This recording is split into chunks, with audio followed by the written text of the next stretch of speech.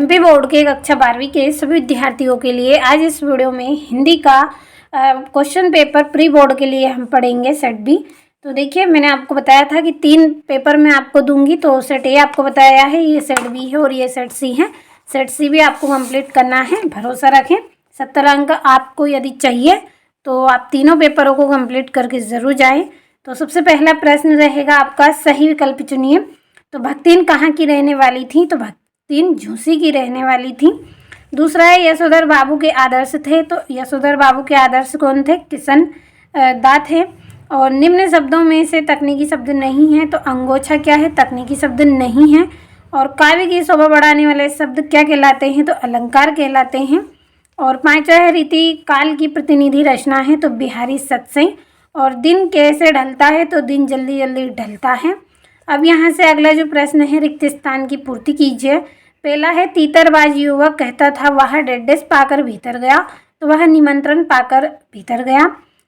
दूसरा है, भक्तिकाल के प्रसिद्ध ग्रंथ का नाम है, तो क्या है? रामचरितमानस है।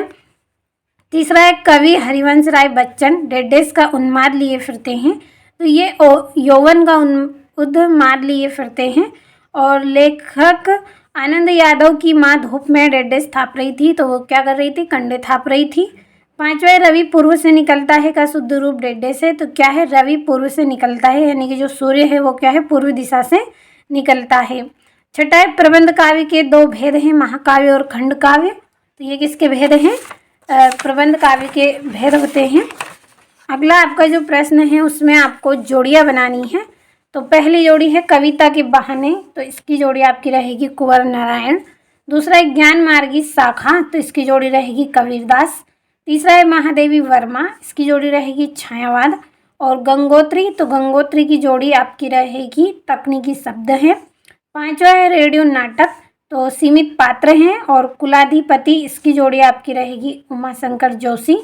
और आख्यानक गीतियाँ, तो झांसी की रानी। अब अगला आपका जो प्रश्न है, एक वाक्य में उत्तर है। पहला है, द्विवेदी युग के 2 निबंधकारों के नाम बताइए।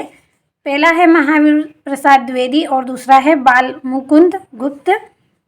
दूसरा है, बच्चे प्रत्याशा में होंगे, तो बच्चे किसकी प्रत्याशा में होंगे? अपनी माँ की प्रत्याशा में होंगे। और आधुनिक काल के 2 महाकाव्यों के नाम लिखिए, तो कामयानी और प्रिय प्रवास। और चौथा है, विप्रार्थिक शब्द युग्म का कोई एक उदाहरण लिखिए, तो रात दिन। और 5वां, घटना स्थल से किसी खबर के सीधे प्रसारण को क्या कहते हैं? तो लाइव कहते हैं। 6वां, मंत्री मास्टर लेखक को क्या कहकर पुकारने लगे? तो चाय वाला कहकर पुकारने लगे। 7वां, लेखक के पड़ोस में कौन महानुभाव रहते थे? तो भ्रष्ट मंत्री रहते थे। अब यहाँ से आपका अगला जो प्रश्न है, सत्य सत्य लिखना है। पहला है, बाजार का जादू आँख की राह काम नहीं करता, तो असत्य है।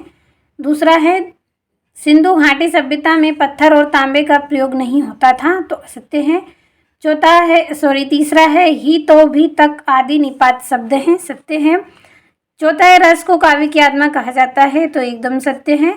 5वां, जयसी ने ब्रजभाषा में काव्य रचना की, तो असत्य है, क्योंकि उन्होंने अवधी भाषा में रचना की है। 6वां, कवि बच्चन मंत्री का वेश लिए फिरते हैं, तो असत्य है, क्योंकि वो उन्माद या यौवन को लेकर ये फिरते हैं। और 6वां है, बाजार अपने को किस प्रकार कृतार्थ करता है। 7वां, राजा के द्वारा कुश्ती लड़ने की आज्ञा मिलते ही दर्शक क्या करने लगे। 8वां, भक्ति ने लेखिका से कब और क्या प्रार्थना की। और 9वां है, बीट रिपोर्टिंग और विशेषीकृत रिपोर्टिंग में क्या अंतर होता है। चलिए अब 10वां प्रश्न हम समझेंगे। 10वां है आपका, महाकाव्य और खंड काव्य में अंतर आपको बताना है। 11वें में समय छंद की परिभाषा उदाहरण सहित लिखनी है। 12वें में शब्द युग्म किसे कहते हैं, उदाहरण सहित उसकी परिभाषा लिखिए। 13वें में आपको निम्न वाक्यों को शुद्ध करके लिखना है। आपका भवदिया और बंदूक एक उपयोगी शस्त्र है। 14वां है, आसमान में रंग बिरंगी पतंगों को देखकर आपके मन में कैसा ख्याल आता है, लिखिए। 15वां है, भाषा को सहूलियत से बरतने से क्या अभिप्राय है। 16वां, निम्नलिखित अपठित पद्यांश को पढ़कर नीचे लिखे प्रश्नों का उत्तर आपको देना है। तो ये यहाँ से आपको अच्छे से सभी प्रश्नों को कंप्लीट कर लेना है। चलिए हमारा 17वां प्रश्न है, उसको हम समझेंगे। तो यहाँ से 17वां आपका प्रश्न है, रघुवीर सहाय अथवा हरिवंश राय बच्चन का काव्यगत परिचय निम्नलिखित बिंदुओं के आधार पर लिखिए। तो रचना, भाव पक्ष, कला पक्ष और साहित्य में स्थान।